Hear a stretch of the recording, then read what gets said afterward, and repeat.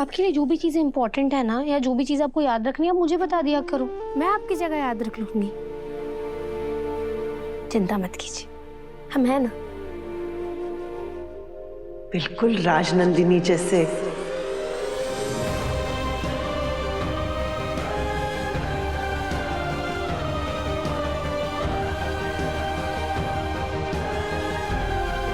मैं अपने कमरे में जाती हूँ। चलिए माँ, मैं आपको छोड़ देता हूँ। आइए।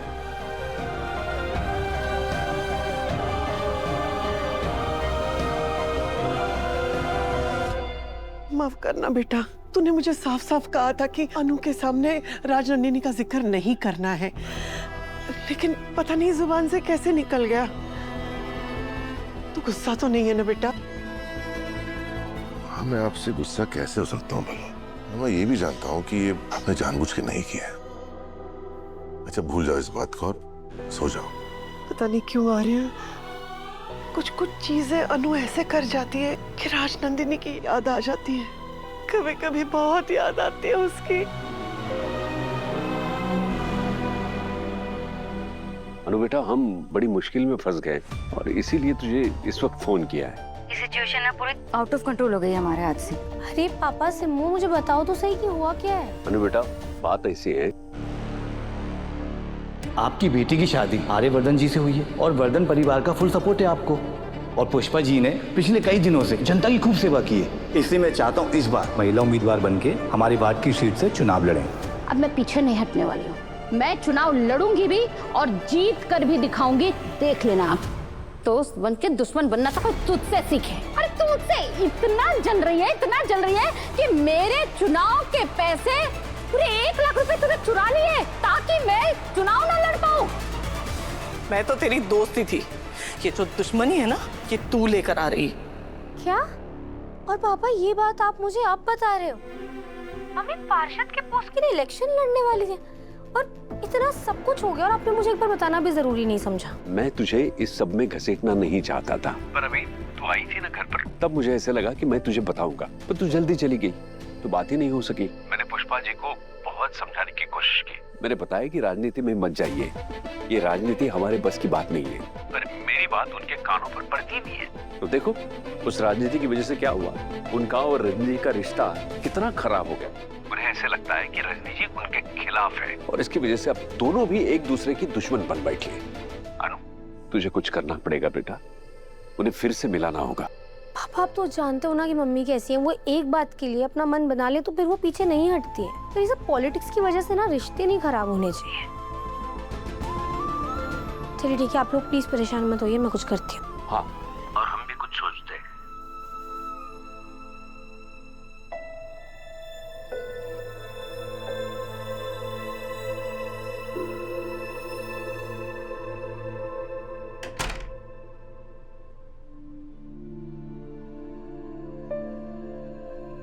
क्या हो गया? सर देखिए ना, मम्मी और रजनी आंटी के बीच ना बहुत बड़ी प्रॉब्लम हो गई और वो प्रॉब्लम दिन ब दिन बढ़ती जा रही है और झगड़े हो रहे हैं दोनों के बीच। अब क्या हो गया अचानक? उन दोनों के बीच ना एक बहुत बड़ी मिसअंडरस्टैंडिंग हो गई है। एक्चुअली मम्मी पार्षद के पोस्ट के लिए इलेक्शन लड़ रही है और उन्हें लग रहा है कि रजनी आंटी इसी वजह से उनसे जल रही है। पुष्पा जी पार्षद के इलेक्शन लड़ रही है, ये तो बहुत बड़ी बात है। वो तो है सर, पर इसी वजह से तो रजनी आंटी के साथ प्रॉब्लम भी हो रही है ना। दोनों की इतनी अच्छी दोस्ती में दरार आ गई है। सबसे पहले ना हमें इसे सॉर्ट आउट करना होगा। रजनी आंटी मम्मी की बेस्ट फ्रेंड है, इन दोनों को झगड़े में समझ नहीं आ रहा है, पर ये दोनों एक दूसरे के बिना एक दिन नहीं रह सकती। हमें कुछ भी करके ना इन दोनों की दोस्ती फिर से करवानी है सर।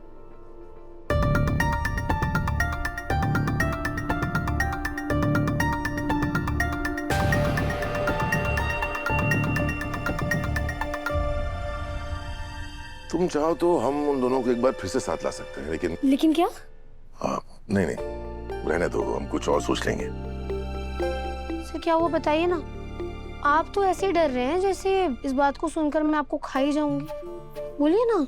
नहीं, रहने दो। सर प्लीज मुझे बताइए आप क्या सोच रहे हैं, कैसे एक साथ ला सकते हैं दोनों को? बोलिए ना, डरिए मत, मैं कुछ नहीं करूंगी।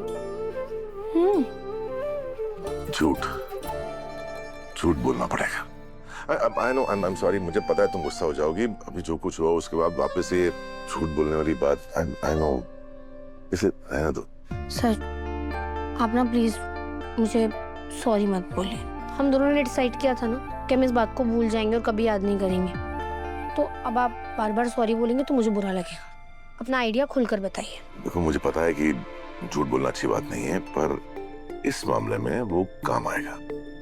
काम आएगा आपको लगता है? 100%। करना क्या होगा?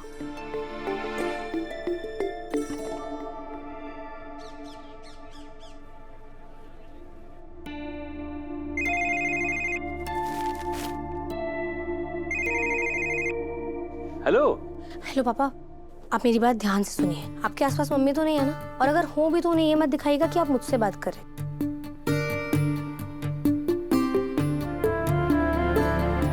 अरे नमस्ते। हाँ बोलिए। राम किशन जी बोलिए।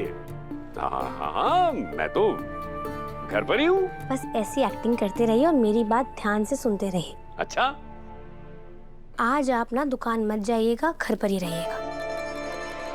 क्यों, कोई खास बात है क्या? क्योंकि मैं आ रही हूँ। हाँ ठीक है। हाँ वैसे तो घर पर ही है हम। Very good. क्या है ना राम किशन जी, कभी कभी आराम भी बहुत जरूरी होता है ना।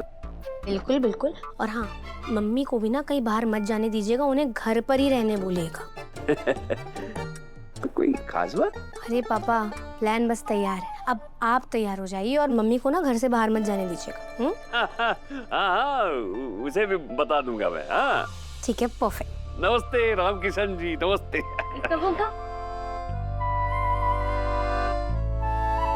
कौन है ये रामकिशन जी? और आप उनसे इतना जोर जोर से चिल्ला के क्यों बात कर रहे थे, जैसे वो कि ऊंचा सुनते हो? राम किशन जी मेरे ग्राहक है, वहाँ पे उनके यहाँ नेटवर्क की कुछ प्रॉब्लम थी। वो मुझसे पूछ रहे थे कि आज आप दुकान पर आ रहे हो कि नहीं, तो मैंने कह दिया मैं आज दुकान पर नहीं आ रहा हूँ। क्यों? दुकान क्यों नहीं जाओगे? अरे वो नील है ना, वो आज दुकान पर नहीं आ रहा है मतलब कहीं बाहर जा रहा है काम के लिए। तो मैंने सोचा कि ठीक है मैं भी आज छुट्टी ले लूं। और वो किससे क्या कहने के लिए कह रहे थे? कौन? अरे रामकिशन जी। अरे आराम से। राम किशन बहुत मजाकिया आदमी है राम किशन जी। राम किशन जी पता है क्या कह रहे थे?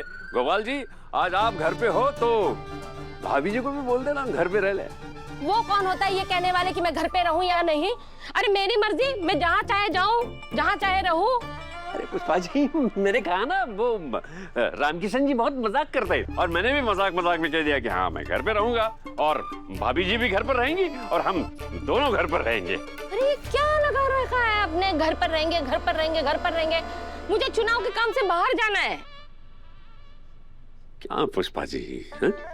जरा देखिए तो सही बाहर, देखिए कितना प्यारा मौसम हो गया है, कभी भी बारिश हो सकती है।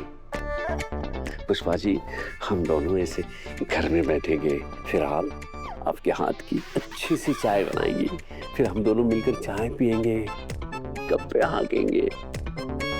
काम तो क्या होता रहेगा ना पुष्पा जी, उसमें क्या है? अरे शर्मा जी लेकिन मेरी बात सुनिए। देखिए पुष्पा जी आप अपने प्यारे गोपाल के लिए इतना भी नहीं कर सकती? मैं क्या कह रहा हूँ आपको, ये 2 घड़ी के लिए मेरे साथ बैठने के लिए तो कह रहा हूँ ना, और आप है कि बस काम का और काम करिए। शर्मा जी ये मौसम के साथ साथ आपका दिल कुछ ज्यादा ही आशिकाना नहीं हो रहा है? अच्छा ठीक है बाबा, अब आप इतना कह रहे तो घर पे रुकती हूँ।